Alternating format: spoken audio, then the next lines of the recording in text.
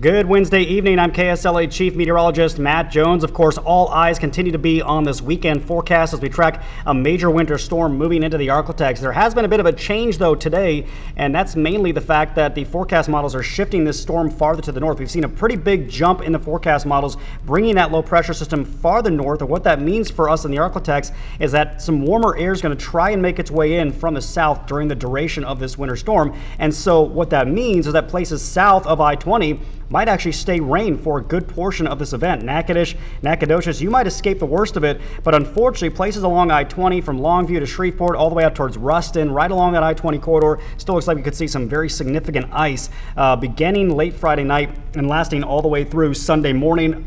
Major impacts expected with this, and that area of snow looks like it's going to stay mainly north of the Arklatex. I think the heaviest snow is going to be from central Oklahoma up into central and northern Arkansas. So again, with the shift northward of this system, everything is kind of shifted northward with it, and we'll see if that trend does continue. But we still have a winter storm watch for the entire area, and that goes into effect Friday, lasting all the way through Sunday. So here's a look at how this plays out. And again, I think most of Friday is going to actually be pretty quiet. I mean, the rain really holding off until later in the day. So even through about 5 p.m., mainly dry conditions. But as we get into Friday night, look how that cold air slowly starts to work its way southward. So I think locations along and north of I-20 likely changing over to freezing rain as we get into Saturday morning. Places south of I-20, though, could stay rain for most of your Saturday. Notice how that freezing line slowly works its way southward with that rain changing over to freezing rain and sleet. And then we're going to be solidly in this pretty much everywhere as we head into Saturday night into Sunday morning. And on the very back edge of this, on the tail end of this system, we could briefly switch over to snow,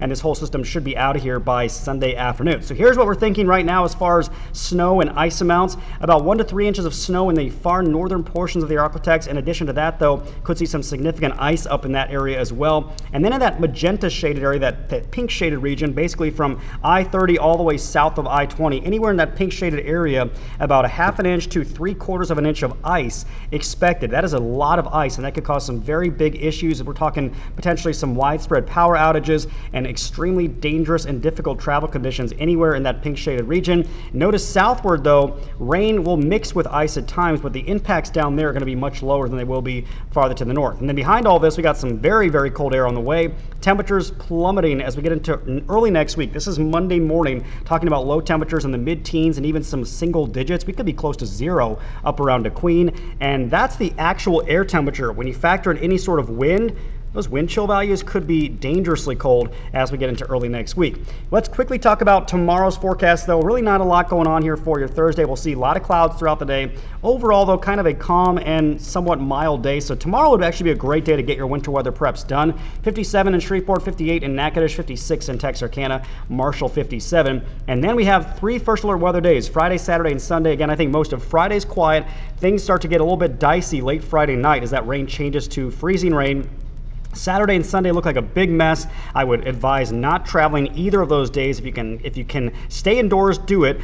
High temperatures will only be in the upper 20s to around 30. Overnight temperatures will be in the teens, and those icy road conditions could stick around into that Monday morning commute as well. We'll finally start to thaw things out and melt away some of this ice by Tuesday and Wednesday.